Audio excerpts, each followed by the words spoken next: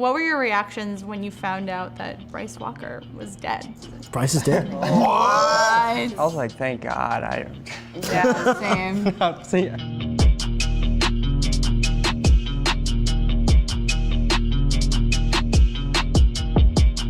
May I have your attention, please? We received some extremely sad news from the Evergreen County Sheriff. Bryce Walker was found and has been confirmed dead. We had the chemistry scenes with Grace and other actresses. And one of the scenes is with her and Dylan with Clay, and they're talking about Bruce. Not Bryce, Bruce. And then, I wonder who they're talking about. They're like, oh, I can't believe this happened to him. We got to cover it up. And I'm like, that's curious. And then 5 minutes later, Yorkie emails me and goes, hey, let's grab lunch this week. And I was like, oh, I'm dead. For sure, I'm gone. And I was. it's obviously a super traumatic event. You're wondering where the story's gonna go after one of the main, characters, from my perspective, from Montgomery's character, where and what's gonna happen next, And obviously it's a murder mystery, so you're constantly trying to figure out who did it, so. And we didn't know. Done it. A lot of us chose not to find out. You could have, if you wanted, you could sit with Brian and the team and find out. A lot of us chose not to, so it was shocking who did it and all that at the end. We were finding it out as we were filming, which was exciting.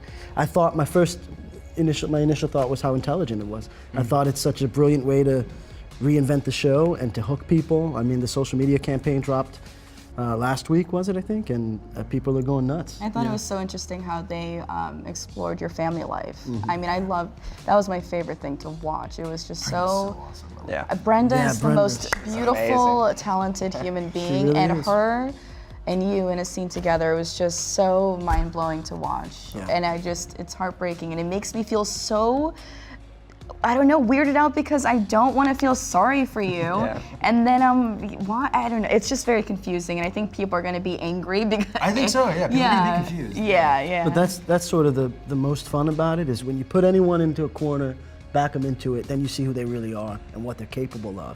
And all of our characters have sort of been propped up against this corner and said, you got no out. And so that's where all of the season comes from, this need to get out, to survive. Yeah, there's so much tension. And it's not like it excuses anything that they've done by any means. Exactly, It yeah. absolutely doesn't. I mean, they still have done atrocious things, but we at least, get to portray, and the audience gets to see how they are the way they are, So it's not like, oh, this came out of nowhere. They were just born inherently evil. These are people who have been either propelled to this or pushed by environmental circumstances. Again, not that justifies anything that they've done, but you at least get some sort of understanding, I feel like, as to how they do the things they do, or how they justify in their own minds doing what they're capable of doing. Yeah, I mean, the first 2 seasons, we experienced your characters from the outside perspective, and I think what will be so intriguing if you're into psychology, or like if you're into just character development in any sort of Just way. humanity. Just the human humanity, condition, like yeah. they are humanized, You get to experience their home life, and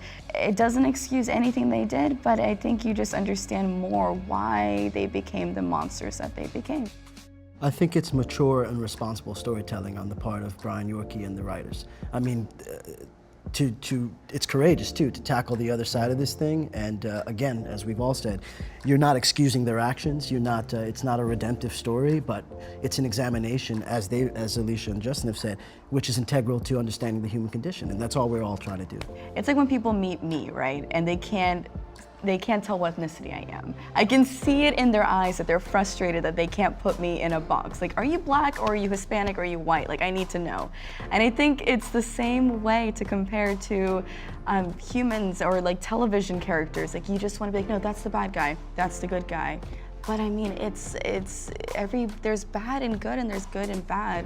And I think it's just frustrating for us to accept that people aren't black and white. So I loved it. I think it's so interesting because there are layers and layers and layers to these characters. Yeah, which is fascinating because despite human beings wanting to put people in boxes, I feel like subconsciously they resonate with stories that show the gray. Absolutely. Because that's know. human, that's humanistic. Absolutely, There's yeah. something inside of us that understands when something is very realistic, and oftentimes the realism is in that gray area outside of the box. Part of growth is discomfort, and I think what the show's done is sort of open that door for conversation, as we've said for 3 years, and now to really contemplate the the other perspective on this story, which I think is really responsible. And a lot of times in between scenes, we're all sitting there in the green room, and we'll spark up conversation about what's going on in the scene, and it's just it gives us the ability to flush out kind of what our characters are going through in the scene, but also in the real world, because those conversations translate from set to life.